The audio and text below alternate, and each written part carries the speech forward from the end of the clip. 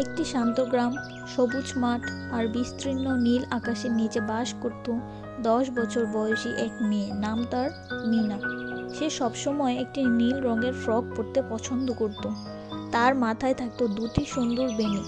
গ্রামের ছোট ছোট পথ, নদীর পাড় আর গাছগাছালির ভিতরে ছিল মিনার ছোট্ট জগৎ।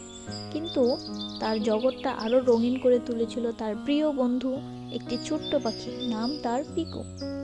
মিনা আর পিকুর বন্ধুত্ব শুরুটা হয়েছিল এক সুন্দর সকালে। মিনা মাঠে খেলতে গিয়েছিল। হঠাৎ দেখতে পেল একটি ছোট্ট পাখি গাছের ডাল থেকে পড়ে গেছে। পাখিটির ডানা ভাঙা ছিল না, তবে দেখতে খুবই দুর্বল দেখাচ্ছিল। মিনা পাখিটিকে তুলে নিয়ে বাড়ি নিয়ে গেল।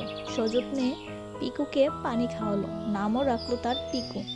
কিছু দানা দিল আর ছোট্ট একটুকু কাপড় দিয়ে তার আঘাতকৃত জায়গাটা যত্ন নিল। সেই দিন থেকেই পিকু মিনার জীবনের একটি অংশ হয়ে গেল।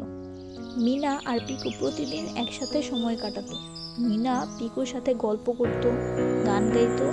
পিকু তার ছোট্ট ডানাগুলো ঝাঁকিয়ে আনন্দ প্রকাশ করত। তারা একসাথে গ্রামের ছোট্ট ছোট্ট রাস্তা ধরে হাঁটতো, নদীর পাড়ে বসে থাকতো আর আকাশের দিকে তাকিয়ে স্বপ্ন দেখত। পিকু মিনার কথা মনোযোগ দিয়ে শুনত আর মিনা বিশ্বাস করত যে পিকু তার সব কথা বুঝতে পারে। একদিন গ্রামের দিকে এক বড় ঝড় আসলো। সবাই ঘরে লুকিয়ে পড়ল। মিনা খুব চিন্তিত ছিল পিকুর জন্য। ঝড়ের তাণ্ডবে পিকু উড়ে গিয়ে হারিয়ে গেল। মিনা অনেক খুঁজেও পিকুকে খুঁজে পেল না। তার মন খুব খারাপ হয়ে গেল। কয়েকদিন ধরে মিনা মনমরা হয়ে রইল। তার প্রিয় বন্ধুকে ছাড়া যেন তার সবকিছুই ফাঁকা ফাঁকা লাগছিল। কিন্তু বন্ধুদের টান তো সহজে ছিঁড়ে না।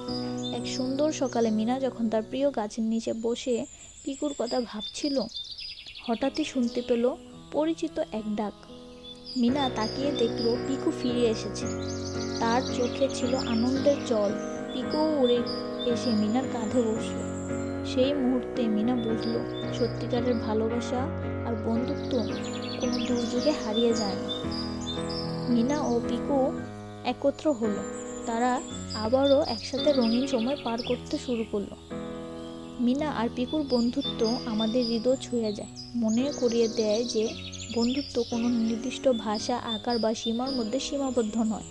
এটি একটি অনুভূতি, সহানুভূতি।